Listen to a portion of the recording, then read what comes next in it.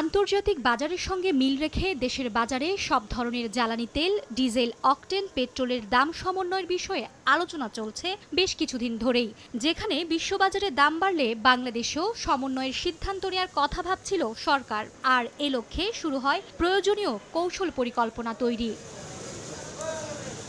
শুক্রবার এ ইস্যুতে গণমাধ্যমের মুখোমুখি হন বিদ্যুৎ, জ্বালানি ও খনিজ সম্পদ প্রতিমন্ত্রী। তিনি জানান, এখন থেকে এনার্জি রেগুলেটরি কমিশন নয়, বিশ্ববাজারের সঙ্গে সামঞ্জস্য রেখে মূল্য নির্ধারণ করবে সরকার। বলেন, এই সংক্রান্ত নীতিমালা প্রণয়নও প্রায় শেষ পর্যায়ে। ওয়ার্ল্ড মার্কেটে দাম করবে, টাইমলাইন দেওয়া থাকবে, সেটার সাথে প্রাইস অ্যাডজাস্টমেন্ট করে আমাদের খরচগুলো ধরে যদি এখানে 2 টাকা কমে ফেলবে, এটা অটোমেটিকলি জিনিসটা হবে। 5 টাকা কমে জানানো হবে 24 ঘন্টা বা 72 ঘন্টা সময় দেওয়ার মধ্যে জানাতে হবে। 1 মাস পর করব।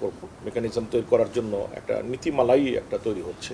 দেশে বিদ্যুৎ, গ্যাস, জ্বালানির মজুদ ও সরবরাহ ঠিক রাখতে সরকারের নেয়া গুরুত্বপূর্ণ প্রকল্প ও আমদানির বিভিন্ন দিক তুলে ধরেন প্রতিমন্ত্রী। কেনাকাটায় 100% পর্যন্ত ক্যাশব্যাক জিতে নিন BMW সহ হাজার হাজার পুরস্কার। আমরা তো 46টা খুব সিলেট গ্যাস এবং বিজেপি নিয়ে টার্গেট করছি। আরও পটেনশিয়াল সেকেন্ড ফেজে 20টা আমরা টার্গেট করছি। বিদ্যুৎ ও গ্যাসের হাজারো অবৈধ সংযোগ বিচ্ছিন্ন করা ও হাজার কোটি টাকা বকেয়া পাওনা আদায় বড় সমস্যা হয়ে দাঁড়িয়েছে বলেও জানান প্রতিমন্ত্রী। কি পরিমাণ অবৈধ লাইন আমরা ম্যাসিভভাবে উঠাচ্ছি, হাজার হাজার লাইন, এগুলোকে গুটাই নিয়ে আসা, তারপরে মিটার দেওয়া, এটা একটা সমসাময়িক ব্যাপার।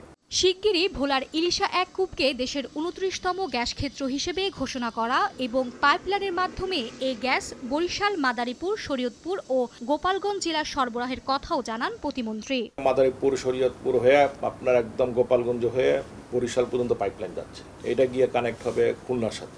ঘূর্ণিঝড় মোখার কারণে এলএনজি টার্মিনালের 400 এমএমসি গ্যাস কমে গেছে বলেও জানান বিদ্যুৎ, জ্বালানি ও খনিজ সম্পদ প্রতিমন্ত্রী।